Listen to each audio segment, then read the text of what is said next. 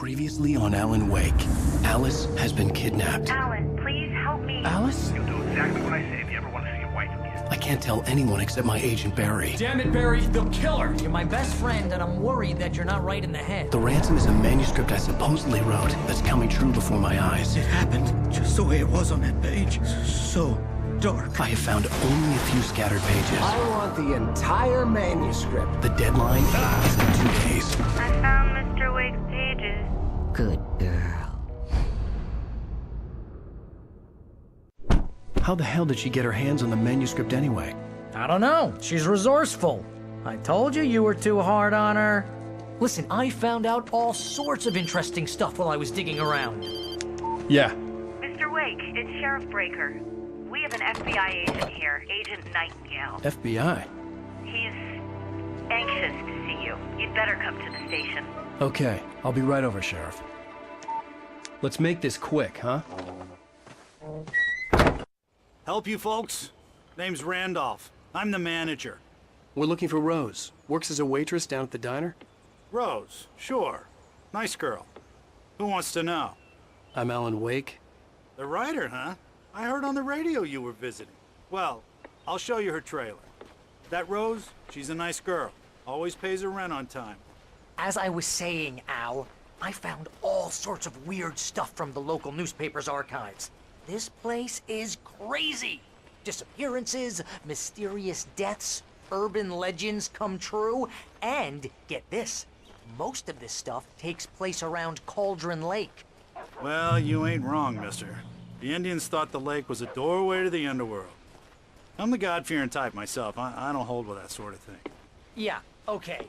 Anyway, there was an island there owned by a guy called Thomas Zane. Now, some of the articles I found about him make him out to be a famous writer, but I ran a bunch of searches, couldn't find a single thing he wrote. Zane was heavily into diving, so much so that the place came to be called Diver's Isle. But the volcano under the lake erupted in 1970, and Zane went down with the island.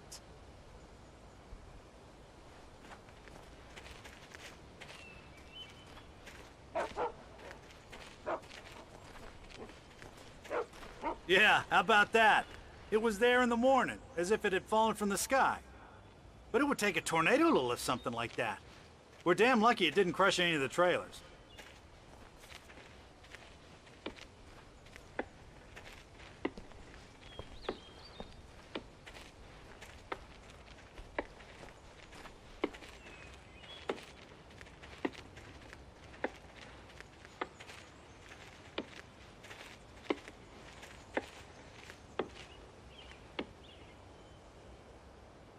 It gets better. A local girl, Barbara Jagger, drowned in Cauldron Lake just a week earlier. They were lovers. Sure, Jagger's a local spook store. The Scratching Hag. Comes for you in the dark. Childish stuff like that. Anyway, Al, I'm just getting to the best part. All of the articles about this stuff were written by Cynthia Weaver. I asked around, and she's that crazy bag lady you met. What, the lamp lady? She can be a little loopy, but she's not homeless or anything. Yeah, anyway, she knew both Jagger and Zane before they both died, and she had some kind of a breakdown.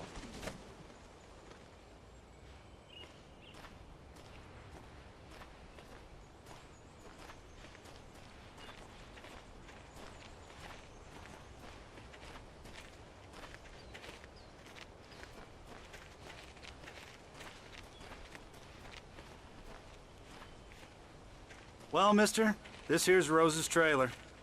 You mind me asking what you want with her? We're just here to talk to her, pal.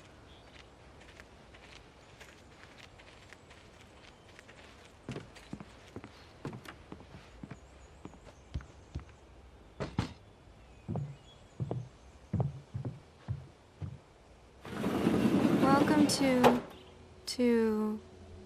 Oh dear, Mr. Wake. I'm so glad you're here.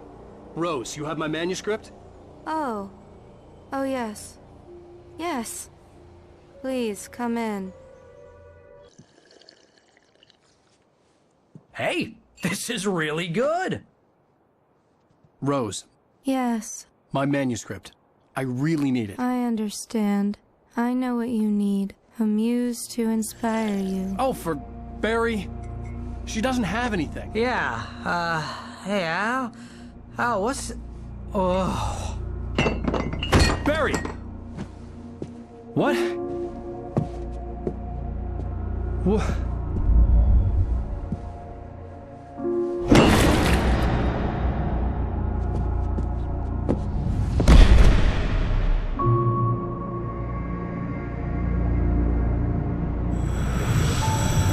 It's coming for you, hiding in my barber's skin. I'm too weak to stop it. You must turn the lights on. I promised I'd come visit you and your lovely wife. You must finish what you started. I insist. You must turn the lights on. Turn the light on. Back to work, boy.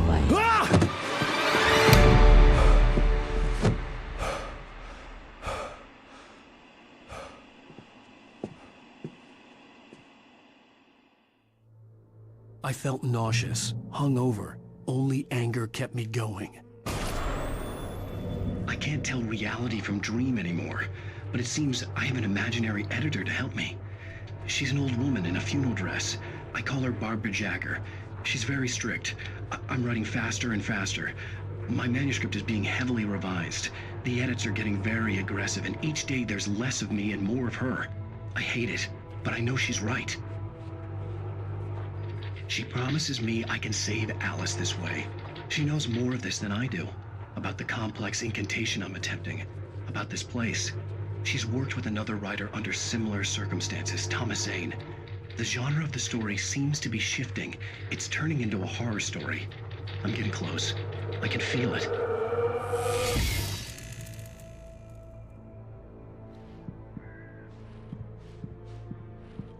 Rose took a day from me. I had less than 12 hours left to meet the kidnapper.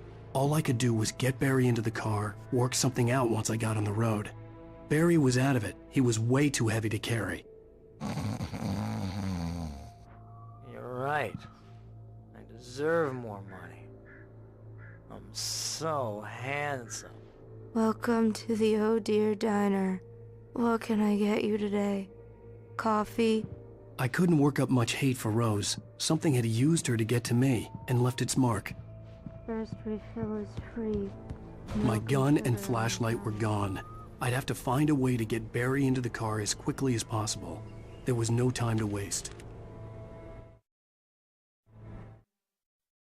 Mr. Randolph liked Rose. That little smile she had. How she was still sweet when life had tried so hard to make her bitter. It wasn't any of his business what she did in her trailer. But those strangers, the writer and his smart-ass sidekick, looked like trouble. And they'd been in there for hours, way past her normal bedtime. He reached for the phone and called the sheriff's station.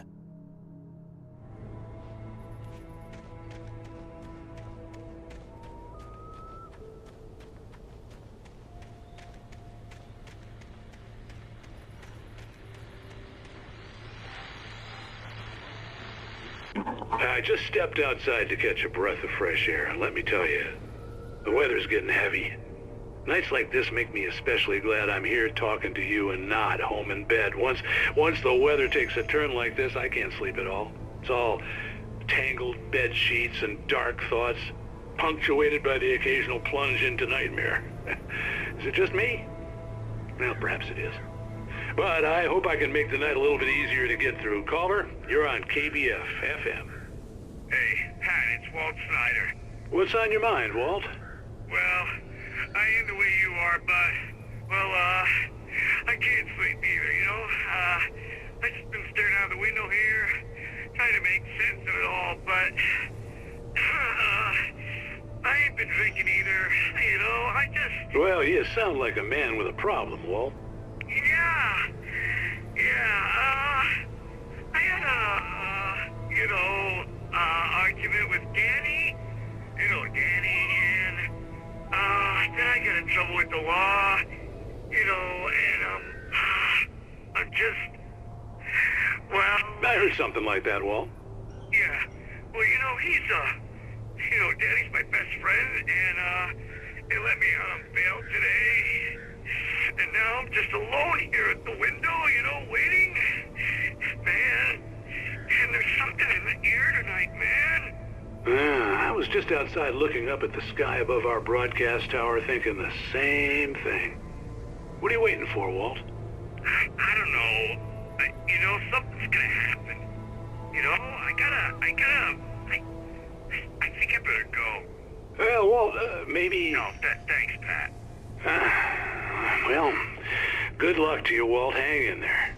Let's take a little break, folks. This weather's really something else, huh? How can I be sure you'll walk away? Why do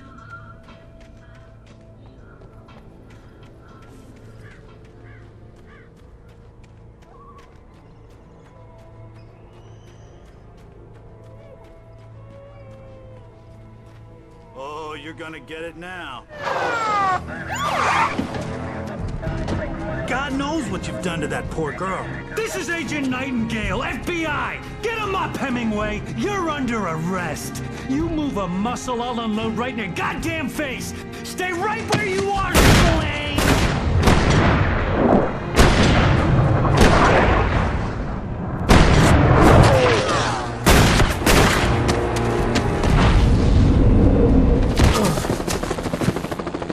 What are?